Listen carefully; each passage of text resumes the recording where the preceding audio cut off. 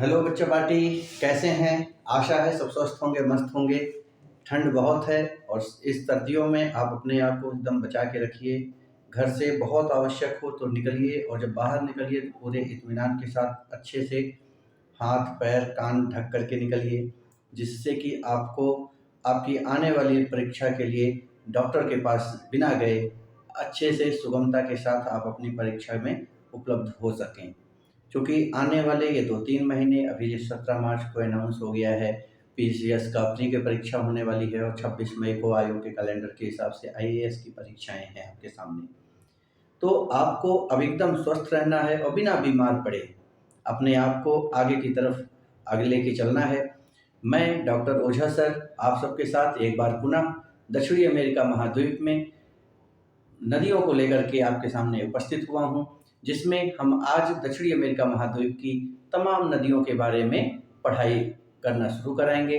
और आज आपको जो मुख्य नदियाँ हैं उसके ऊपर ही एक-एक, दो-दो नदियों को कर ही हम वीडियो बनाएंगे, जिससे कि आपकी तैयारी को अच्छे से सर्वोत्कृष्ट तरीके से आप उसको सीख सकें और उसको समझ सकें। मैं उम्मीद करूंगा कि आप लोग अपने एटलस को लेकर के ही इस वीडियो को देखेंगे और एटलस को लेकर के ही आप बैठिए, ताकि मेरे द्वारा पढ़ाई गई कक्षाएं आपके समझ में आ सकें। बिना एटलस के मेरी कोई भी क्लास आपको समझ में नहीं आएगी, इसलिए आपसे विनम्र निवेदन है कि आप एटलस को लेकर के ही हमारी क्लास का वीडियो देखिए, अन्यथा की स्थिति में आपको मेरा द्वारा पढ़ाया गया कोई भी वीडियो समझ में नहीं आएगा। तो ठीक है, इसके साथ हम शुरू करते हैं। हाँ, वीडियो शुरू करने से पहले आपसे एक बार फिर से रिक्वेस्ट है, अगर आप हमारे चैनल पर नए हैं तो चैनल को लाइक और सब्सक्राइब करना न भूलें और फाइनली शेयर जरूर कीजिएगा। चलिए इसके साथ शुरू करते हैं। दक्षिणी अमेरिका महाद्वीप की नदियां, जो हमारा आज का भाग है, दक्षिणी अमेरिका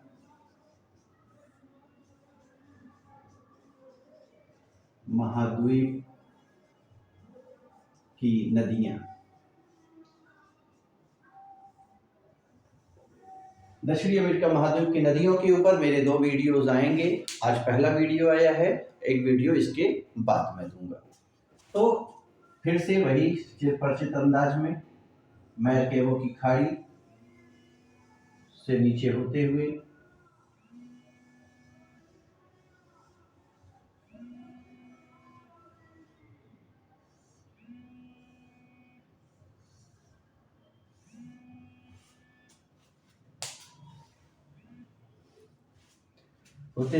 हम लोग आगे बढ़ते हैं। आप जानते हैं ये एक देश है, नाम है कोलंबिया। इसके बाद एक देश है, नाम है Venezuela, Guyana, Suriname, French Guiana, Ecuador, Peru, और यहाँ से पतला सा लगा हुआ ये है आपका चिली, और ये है आपका बोलीविया। ये है आपका बोलीविया। ठीक है, आज बस इतने की ही हमको आवश्यकता है और इतने में ही हमको अपने सारे कार्यों को करना है। एक पठार था, आप जानते हैं, गुयाना का पठार। एक पठार है, गुयाना का पठार। और गुयाना के पठार का जो विस्तार है, आप जानते हैं कि गुयाना का पठार Venezuela, Guyana, Suriname, French Guiana और ब्राजील के अंदर विस्तृत है। गुयाना के पठार से एक नदी निकलती है, नाम है ओरिनिको नदी। नदी का नाम है ओरिनिको नदी।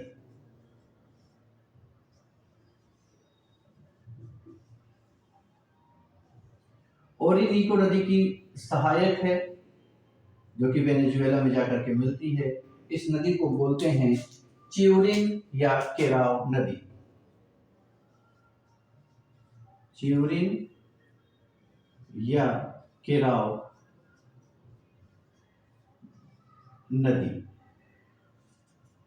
चिउरिन नदी पर वेनेजुएला के अंदर विश्व का सबसे ऊंचा जलप्रपात एंजिल फॉल स्थित है। चिउरिन नदी पर विश्व का सबसे ऊंचा जलप्रपात एंजिल फॉल स्थित है। एक नदी आती है, इसको थोड़ा सा पतला कर दें, नहीं तो फिर अमेजन को ले जाने में हमको असुविधा हो जाएगी।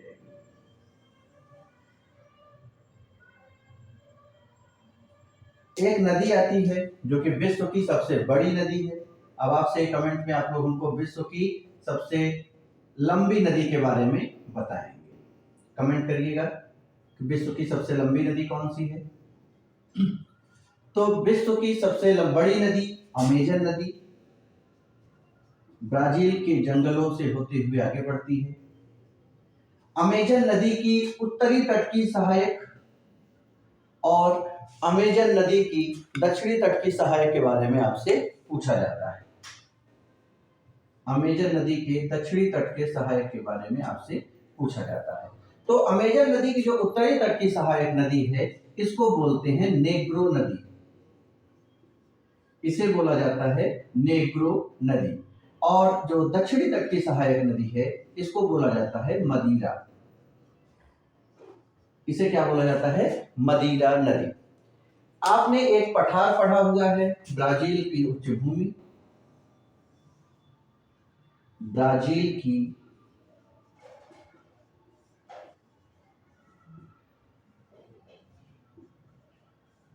उच्च भूमि, और ब्राजील की उच्च भूमि से दो नदियां निकलती हैं। एक नदी है टोकेंटिस,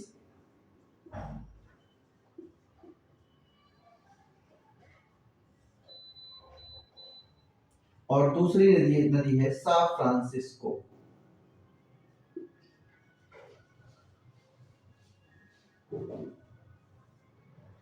दूसरी नदी है सा फ्रांसिस्को। टोकेंटिस नदी का जो बंदरगाह शहर है, टोकेंटिस नदी का जो बंदरगाह शहर है, उसका नाम है बेलेम। और अमेजन नदी का जो बंदरगाह शहर है, उसका नाम है मकापा। आप जानते हैं अमेजन नदी विश्व की सबसे बड़ी नदी है और विषुवत-रेखीय जलवायु प्रदेश में प्रवाहित होने के कारण अमेजन नदी के साथ बड़े पैमाने पे अवसाद प्रवाहित होकर के इसके डेल्टाई क्षेत्रों की तरफ आते हैं। और जब बड़े पैमाने पे अवसाद इकट्ठा होगा, नदियों के साथ बड़े पैमाने पे अवसाद आएंगे, जब ये अवसाद आएंगे तो कहीं ना कहीं जाकर के स्टोर होंगे, और जब इकट्ठा होंगे तो ये इकट्ठा होते होते होते होते आज के डेट में 60 किलोमीटर चौड़ाई तक ये डेल्टे का विस्तार हो गया है। ये अवसादों का जाकर के जमा हो गया है। अवसाद जमा होने की वजह से 60 किलोमीटर चौड़े डेल्टा का निर्माण हो गया है इसके अमेजन नदी के मुहाने पर, जिसके कारण अमेजन नदी पर बड़े जहाज नहीं आ पाते हैं। अब अमेजन नदी के ऊपर बड़े जहाज, अमेजन नदी के बंदरगाह के ऊपर बड़े जहाज के ना पाने की समस्या के कारण एक विकल्प तलाशा गया, और वो विकल्प ये है कि अमेजन की जो सहायक, मतलब अमेजन के बगल में ही एक सहायक बंदरगाह का निर्माण किया गया, जो कि टोकेंटिस नदी के तट पर बना है या टोकेंटिस नदी के मुहाने पर बना हुआ है। तो टोकेंटिस नदी के मुहाने पर उस बंदरगाह का नाम दिया गया बेलम बंदरगाह, और बेलम बंदरगाह अमेजन का प्रमुख बंदरगाह है। बेलम बंदरगाह के ऊपर बड़े जहाज आसानी से आ जाते हैं और यहाँ से सामान को उतारा जाता है और सड़क मार्ग के द्वारा अमेजन नदी में पहुंचाया जाता है, और फिर अमेजन नदी से के सस्ते जल परिवहन का प्रयोग करके इसे ब्राजील के आंतरिक भागों में भी पहुंचा दिया जाता है। अब बात करते हैं ओरिनिको नदी की। तो ओरिनिको नदी एक तरफ से देखते चले, आज दो ही नदियों के ऊपर चर्चा होनी है। तो जो पहली नदी है हमारी ओरिनिको नदी,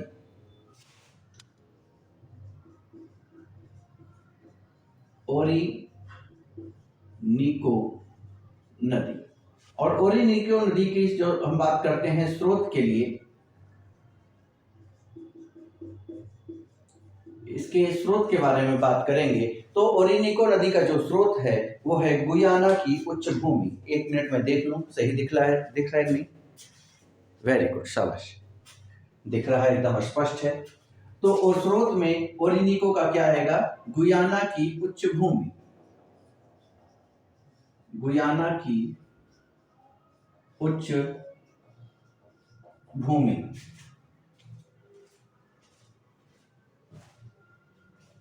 बहुत सुंदर, आज विजुअलिटी बहुत अच्छी है और ये सटीकता है। अपवाह क्षेत्र की बात आती है इसके, ओरिनिको नदी के अपवाह क्षेत्र, ये इसको थोड़ा सा ऐसे, अपवाह क्षेत्र। तो ओरिनिको नदी के अपवाह क्षेत्र की जब बात करेंगे तो वो है वेनेजुएला। वेनेजुएला। निकास की जब बात करते हैं तो आप लोग इसको लिख लीजिए, ओरिनिको नदी के निकास के बात जब होती है तो निकास के लिए इसमें आता है कैरिबियन सागर। निकास में क्या आता है? कैरिबियन सागर।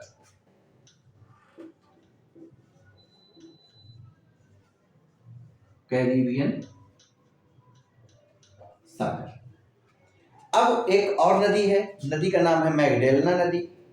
नदी का नाम है मैगडेलना नदी। अब मैगडेलना के बारे में भी थोड़ा सा बता दें। कोलंबिया के अंदर ये नदी निकलती है और नदी का नाम है मैगडेलना नदी। कोलंबिया की एक खास बात है कि कोलंबिया, मैगडेलना नदी, कोलंबिया में स्थित मैगडेलना नदी के पास एक बंदरगाह शहर है और एक बंदरगाह शहर इसका पश्चिम दिशा में भी पाया जाता है। तो जो पूर्व उत्तर दिशा में बंदरगाह है वो अटलांटिक महासागर में है, डैरियन की खाड़ी में, डैरियन की खाड़ी में, और उस बंदरगाह का नाम है बैरेंक्यूला। बैरेंक्यूला उस बंदरगाह का क्या नाम है, जो कि मैगडेलना नदी के मुहाने पर स्थित है और उसका नाम है बैरेंक्यूला। और प्रशांत महासागर के तट पर, प्रशांत महासागर पर कोलंबिया से संलग्न, कोलंबिया से संलग्न एक और बंदरगाह शहर है जिसका नाम है कार्टाजीना, जिसका नाम है कार्टाजीना। तो कार्टाजीना बंदरगाह प्रशांत महासागर के तट पर है, बैरेंक्यूला बंदरगाह अटलांटिक महासागर के कैरिबियन सागर में स्थित है। ठीक है, बात आती है मैगडेलना नदी के स्रोत के बारे में। तो मैगडेलना नदी का स्रोत हो जाएगा आपका एंडीज पर्वत। मैगडेलना नदी का स्रोत हो जाएगा एंडीज पर्वत। अपवाह क्षेत्र होगा कोलंबिया। और एक नदी कहाँ बहती है? तो एंडीज पर्वत के घाटियों में होकर के ये नदी प्रवाहित होती है। एंडीज पर्वत के घाटियों में ये नदी प्रवाहित होती है और इसके तट पर दो बंदरगाह स्थित हैं। इसके तट पर नहीं, इसके तट पर एक बंदरगाह बैरेंक्यूला अटलांटिक महासागर के कैरिबियन सागर में स्थित है और कोलंबिया में ही एक और बंदरगाह है कार्टाजीना। ठीक है, अब बात आती है ओरिनिको नदी की। तो ओरिनिको नदी का जो तटीय क्षेत्र है, ओरिनिको का तटीय क्षेत्र पेट्रोलियम के भंडार के लिए जाना जाता है। ओरिनिको नदी का तटीय क्षेत्र पेट्रोलियम के भंडार के लिए जाना जाता है और इसकी सहायक है केराव नदी। केराव नदी या चिवरिन नदी, चिवरिन के तट पर वेनेजुएला के अंदर एक जलप्रपात पाया जाता है जो कि विश्व का सबसे ऊंचा जलप्रपात है। नाम है एंजिल फॉल। नाम है एंजिल फॉल, जो कि विश्व का सबसे ऊंचा जलप्रपात है। और बात आती है ओरिनिको नदी के तट पर, ओरिनिको नदी के तटीय क्षेत्रों में ही एक उष्णकटिबंधीय घास का मैदान पाया जाता है। ओरिनिको के ही तटीय क्षेत्रों में ही एक उष्णकटिबंधीय घास का मैदान पाया जाता है जिसको बोलते हैं लानोस घास का मैदान, जिसे लानोज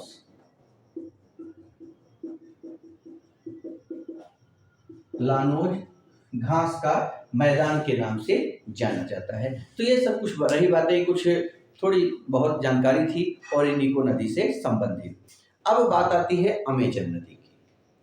तो अमेजन नदी का आप जानते ही हैं, इसका जो स्रोत क्या होता है, यह विषुवत रेखीय जलवायु प्रदेश में बहती है। तो यह विषुवत रेखीय नदी है और एंडीज पर्वत से निकलती है। एंडीज पर्वत से निकलती है तो स्रोत में इसके एंडीज पर्वत आएगा। अब क्या है, विषुवत रेखीय जलवायु प्रदेश में प्रवाहित होने के कारण इसमें कुछ वृद्धि होती है, इसके गुणवत्ता में या इसके जो लक्षण होते हैं उसमें आपको कुछ वृद्धि या अंतर दिखाई पड़ता है, उसके बारे में थोड़ी सी जानकारी करते हैं। तो जब कोई भी नदी विषुवत-रेखीय जलवायु प्रदेश में प्रवाहित होगी तो उसमें क्या-क्या प्रभाव पड़ेगा? तो सबसे बड़ा प्रभाव क्या होगा? उस नदी में जल की कभी कमी नहीं होती है। तो विश्व में सर्वाधिक मात्रा में जल को प्रवाहित करने वाली अगर कोई नदी है तो वो नदी है अमेजन नदी। तो अमेजन की पहली खासियत क्या होगी? पहली गुण क्या हो गया कि यह विश्व की सबसे बड़ी नदी है और दूसरी सबसे अधिक जल को प्रवाहित करने वाली नदी है। अमेजन नदी विश्व की सर्वाधिक मात्रा में, विश्व की सर्वाधिक आयतन वाली नदी है। अमेजन नदी विश्व की सर्वाधिक आयतन वाली नदी है। तो दो खासियत निकल के आई कि विश्व की सबसे बड़ी नदी है, विश्व का सबसे ज्यादा जल लेकर के बहने वाली नदी है, और इसका आयतन भी क्या होगा? सबसे ज्यादा जल लेगा तो ज्यादा स्थान भी घेरेगी, और जब ज्यादा स्थान घेरेगी तो इसके आयतन में वृद्धि होगी, पक्का होगी। तो जब आयतन में वृद्धि होगी तो विश्व की सर्वाधिक आयतन वाली अगर कोई नदी आपसे प्रश्न पूछा गया तो उसमें कौन आएगा? अमेजन नदी आती है। फिर आपसे प्रश्न पूछेगा विश्व की सर्वाधिक तीव्र बहाव वाली नदी कौन सी होगी? अरे भाई, जाहिर सी बात है, जिसके पास ज्यादा होगा वही तेज बहेगा।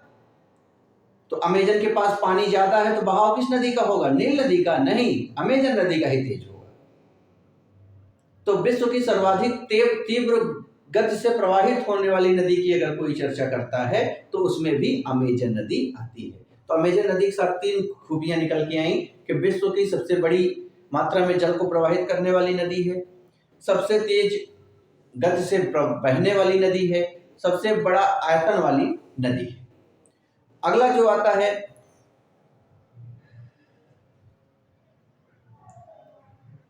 अमेजन नदी की 1000 से अधिक सहायक नदियां हैं, और ये सहायक नदियां हवाई सरिता के परिणाम होते हैं। अब हवाई सरिता क्या होता है? तो हवाई सरिता, इसको बता देना जरूरी है, नहीं तो आप लोगों को असुविधा होगी। देखिए, विषुवत-रेखीय जलवायु प्रदेश में जो पौधे होते हैं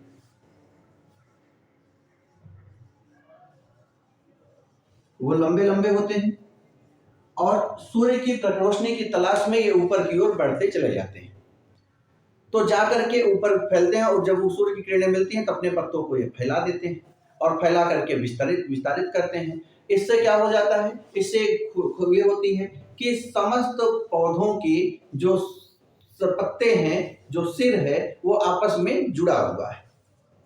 मतलब पत्तों के ऊपर पत्ते, पत्तों के ऊपर पत्ते, पत्तों के ऊपर पत्ते, पत्तों के ऊपर पत्ते, और एक बड़ी मोटी श्रृंखला तैयार हो गई। और जब तैयार हो गई है तो क्या होता है? इसके ऊपर जब कोई भी पानी, वर्षा जल होता है तो ये सारा पानी क्या हो जाता है? इसी जंगल के पत्तों के ऊपर रुक जाता है, और ये जंगल के जो पत्ते हैं आपस में जुड़ करके जंगल वृत्तांत, फॉरेस्ट क्राउन का या जंगल मुकुट का निर्माण कर देते हैं, और इसी मुकुट के ऊपर ये वर्षा जल नीचे आ जाता है। और जब इसके ऊपर आ जाता है तो ये दोने के आकार में, जैसे पत्ते होते हैं, पत्ते के जिसमें मठा वठा खाया जाता है, तो वो दोने होते हैं, उस दोने के ऊपर जाकर के जैसे पानी या मठा रख जाता है, वो तो फैलता नहीं है, उसी रूप में यहाँ पर ये पूरा पानी आता है और इन पत्तों के ऊपर दबाव डालता है, और दबाव डाल करके एक नाव के आकार की झील कर तैयार कर देते हैं। तो एक हवाई झील का निर्माण होता है। फिर क्या होता है कि लेना और एपीफाइट्स दो लताएं होती हैं। ये लताएं भी सूर्य की प्रकाश की रोशनी तलाश में ऊपर जाती हैं, और जाने के बाद ये क्या करती हैं? ये अपने आप को पूरा किनारे तक ले जाती हैं और वहीं से नीचे की तरफ दबाव डालती हैं। और जब नीचे की तरफ दबाव डालती हैं तो ये जो पानी भरा हुआ है, ये पानी क्या हो जाता है? इसी जो दाब के द्वारा एक नलिका का निर्माण होता है, इसी नलिका के सहारे ऊपर से नीचे आता है। 250 मीटर ऊपर से नीचे की तरफ अगर कोई आएगा 250 फीट के पेड़ के नीचे से, तो क्या होगा? एक बड़े पैमाने पे जल नीचे आता है, और जब ये नीचे आता है तो यही हवाई सरिता होती है। एरियल ड्रिफ्ट या हवाई सरिता के नाम से यही जाना जाता है। तो 1000 से ज्यादा सहायक नदियों के लिए कौन प्रसिद्ध है? अमेजन नदी प्रसिद्ध है। फिर अगला बात आता है अपवाह क्षेत्र। आयतन की दृष्टि से भी तो हो गया है, अपवाह क्षेत्र की दृष्टि से भी। कैचमेंट एरिया मतलब बहुत बड़े पैमाने पे क्षेत्र को लेकर के क्षेत्रों में प्रवाहित होने वाली नदियों की अगर दृष्टि होती है, कभी चर्चा होती है, तो उसमें भी आपकी अमेजन नदी नंबर 1 पे आती है। अपवाह क्षेत्र या कैचमेंट एरिया की दृष्टि से यह नदी मतलब अमेजन नदी विश्व की सबसे बड़ी नदी है। इस प्रकार यह विश्व की दूसरी सबसे लंबी नदी के रूप में जानी जाती है। विश्व की सबसे लंबी नदी नील नदी है और विश्व की दूसरी सबसे लंबी नदी अमेजन नदी है। नील नदी किस महाद्वीप में बहती है? अफ्रीका महाद्वीप में। नील नदी का स्रोत क्या है? अफ्रीका महाद्वीप के विक्टोरिया की झील। वहां से व्हाइट नील के रूप में आगे बढ़ती है और जाकर के सूडान के अंतर्गत इससे ब्लू नील आकर के मिलती है और वहीं से ये नील नदी के रूप में जानी जाती है। विषुवत रेखीय जलवायु प्रदेश में बहने के कारण अमेजन उष्णकटिबंधीय सदाबहार वनों से ढकी हुई है। अमेजन नदी उष्णकटिबंधीय सदाबहार वनों से ढकी हुई है। इन वनों को ब्राजील के अंदर सेल्वास के नाम से जाना जाता है। इन वनों को ब्राजील के अंदर सेल्वास के नाम से जाना जाता है। मतलब जो उष्णकटिबंधीय सदाबहार वन दिख रहे थे उसको हम किस नाम से संबोधित करते हैं? सेल्वास। क्या कहा जाता है? सेल्वास के नाम से जाना जाता है। तो ये जो जंगल है यहाँ पर, इन जंगलों को बोला जाएगा सेल्वास।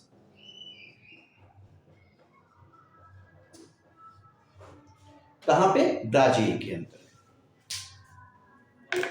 इन वनों की जो सघनता है आप जानते ही हैं। विषुवत रेखीय जलवायु प्रदेश में जो वन होते हैं बड़े घने होते हैं और जब घने होंगे तो जिस भी देश में विषुवत रेखीय जलवायु प्रदेश पाया जाता है उस देश की प्राकृतिक संपदा के रूप में तो वो बहुत धनाढ्य देश होगा, लेकिन आर्थिक दृष्टि से सर्वाधिक पिछड़े हुए क्षेत्र माने जाते हैं।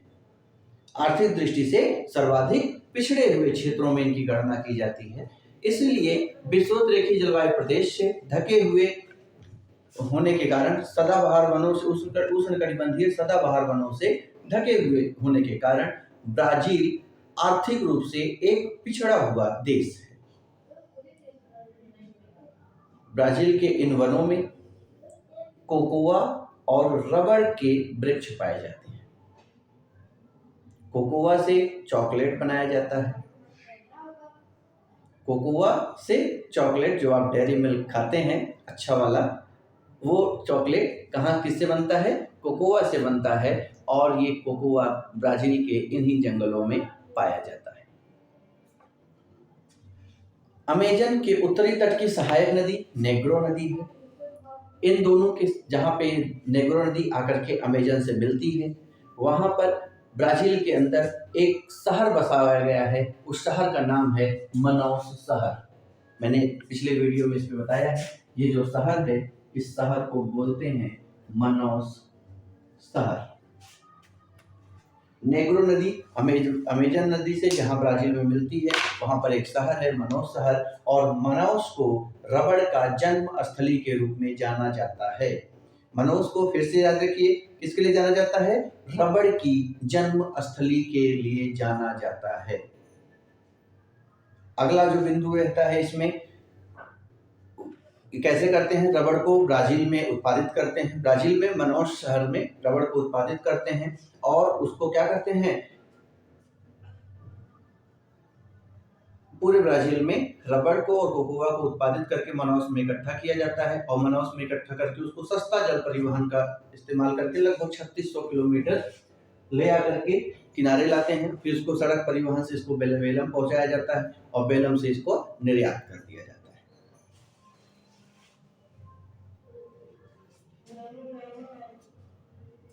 अब बेलम से क्यों निर्यात किया जाता है मनौस का? उसके पीछे मैंने कारण बता ही दिया है कि अमेजन नदी विश्व की सबसे बड़ी नदी है और इसके साथ औषाधिकरण की समस्या पाई जाती है। औषाधिकरण की समस्या के कारण अमेजन नदी पर 60 किलोमीटर चौड़ा डेल्टा का निर्माण हो गया है, जिसकी वजह से भारी एवं बड़े जहाज इसके तट पर, इसके बंदरगाह शहर मकापा तक नहीं आ पाते हैं, जिसके कारण अमेजन नदी के प्रमुख बंदरगाह के रूप में टोकंटिस नदी के बंदरगाह शहर बेलम को बनाया गया है।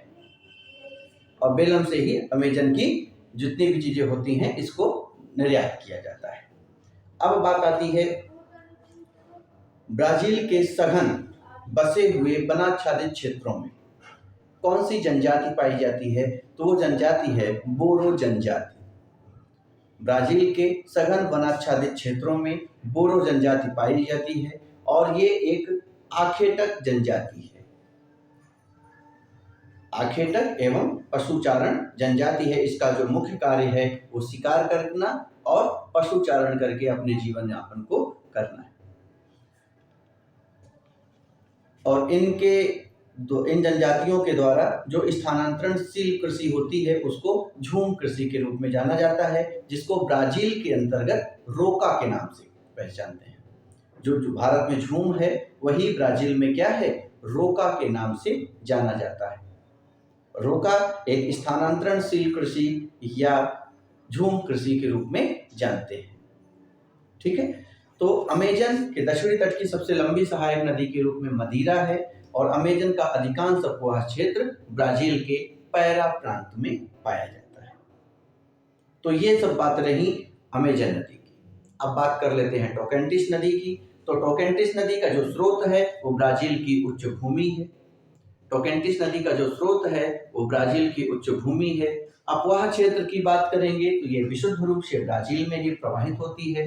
और निकास का है तो अमेजन के उत्तरी तट, ब्राजील के उत्तरी तट पर अमेजन नदी के डेल्टा के पूर्व में अटलांटिक महासागर में गिरती है। और इसके तट पर एक बंदरगाह बनाया गया है, बेलम बंदरगाह, जो कि अमेजन नदी का भी प्रमुख बंदरगाह है। अगली नदी है आपकी सान फ्रांसिस्को नदी। सान फ्रांसिस्को नदी का भी जो उद्गम है, जो स्रोत है, वो ब्राजील की उच्च भूमि है। अपवाह क्षेत्र ब्राजील है और निकास क्षेत्र में ब्राजील के पूर्वी तट पर अटलांटिक महासागर में गिरती है। तो ये सब बातें रहीं आज की, जो कि अमेजन नदी, हम ब्राजील की दक्षिणी अमेरिका महाद्वीप की नदियों के बारे में पढ़ रहे हैं। तो हमने आज जो पढ़ा, हमने पढ़ा मैगडेलना नदी। मैगडेलना नदी कहाँ निकलती है, तो एंडीज पर्वत से निकलती है और कैरेबियन सागर में जाके गिरती है। कैरेबियन सागर के डैरियन की खाड़ी में, या ऐसे कह सकते हैं अटलांटिक महासागर के कैरेबियन सागर के डैरियन की खाड़ी में जाकर गिरती है। अटलांटिक महासागर के तट पर मैगडेलना नदी का जो कोलंबिया का प्रमुख बंदरगाह बैरंक्यूला है और कोलंबिया का प्रशांत महासागर के तट पर जो बंदरगाह है उसका नाम है कार्टाजीना। तो दो महत्वपूर्ण है, कार्टाजीना और बैरंक्यूला। इसको आप मत भूलिएगा, जिसमें बैरंक्यूला अटलांटिक महासागर के तट पर है और कार्टाजीना प्रशांत महासागर के तट पर स्थित बंदरगाह शहर है। फिर हम बात करते हैं गुयाना उच्च भूमि पर। और गुयाना उच्च भूमि से दो नदियां निकलती हैं। एक नदी है ओरिनिको नदी और ओरिनिको नदी की सहायक नदी है चिउरिन नदी। चिउरिन नदी के तट पर वेनेजुएला में एक जलप्रपात पाया जाता है जिसको एंजिल फॉल के नाम से जानते हैं। और एंजिल फॉल विश्व का सबसे ऊंचा जलप्रपात के नाम से जाना जाता है। यहीं पर एक उष्णकटिबंधीय घास का मैदान पाया जाता है जिसको हम लानोज के नाम से जानते हैं। फिर हम आते हैं नीचे, पेरू में एंडीज पर्वत से एक नदी निकलती है, नाम है अमेजन नदी। अमेजन नदी विश्व की सबसे बड़ी नदी है। इसके उत्तरी तट की सहायक है नेग्रो नदी। नेग्रो नदी ब्राजील में जहां मिलती है वहां पर एक शहर है मनाउस, और मनाउस शहर रबड़ की जन्म स्थली के नाम से जानी जाती है। अमेजन की दक्षिणी तट की सबसे लंबी सहायक नदी है मदीरा नदी। अमेजन के निकास पर या मुहाने पर औषधीकरण की समस्या के कारण 60 किलोमीटर चौड़ा डेल्टा का निर्माण हो गया है, जिसके वजह से इसके बंदरगाह शहर बेलम में बड़े एवं भारी जहाज नहीं आ पाते हैं, जिसके वजह से हम ब्राजील की उच्च भूमि से निकलने वाली दूसरी नदी है टोकंटिस नदी। टोकंटिस नदी के मुहाने पर एक बंदरगाह शहर को विकसित किया गया है जिसका नाम है बेलम, और बेलम ही अमेजन नदी का भी प्रमुख बंदरगाह है। एक नदी है सान फ्रांसिस्को नदी, जो कि ब्राजील की उच्च भूमि से निकलती है और अटलांटिक महासागर में गिरती है। कल जो मेरी चर्चा होगी वो उरुग्वे, पराग्वे, पराना नदियों के ऊपर होगी। और इन सब के साथ जो नीचे थोड़ी बहुत नीग्रो नदियां हैं और भी कई सारी नदियां हैं, सैन फ्रांसिस्को नदियां हैं, तो हम इसके ऊपर चर्चा करेंगे और आप लोग इस पे तैयारी करके आइएगा। और आशा है आपको ये वीडियो अच्छा लगेगा और आपको इसके माध्यम से दक्षिणी अमेरिका महाद्वीप में नदियों के ऊपर जो एक समझ विकसित करनी थी उसमें आपको बड़े पैमाने पे सहयोग मिलेगा। इसी के साथ आज अगर आपको वीडियो अच्छा लगा हो तो इसको लाइक एंड सब्सक्राइब करना मत भूलिएगा और प्लीज वीडियो को शेयर करिए जिससे कि चैनल दिन प्रतिदिन आगे बढ़े। और हमारा लाइव स्ट्रीम अभी रुका हुआ है, मैं उम्मीद करूंगा कि आप लोग इसको इतना शेयर करिए कि मेरा 1000 सब्सक्राइबर का जो एक बैरियर है हम उसे क्रॉस करके आपको बहुत जल्द लाइव भी जुड़ करके आपको भी अपने साथ जोड़ करके क्लास को आगे बढ़ाएं, जिसके लिए बिना आपके सहयोग की संभावनाएं दिखती नहीं हैं। तो इसलिए आपसे विनम्र निवेदन है, वीडियोस को लाइक एंड सब्सक्राइब करना न भूलें। और इसी आशा के साथ चलते हैं। Good day, take care. सर्दी बहुत है, सावधानी से अपने घर में रजाई में बैठे बैठे अच्छे से पढ़ाई करते रहिए। Take care, good day, bye bye. Bye bye.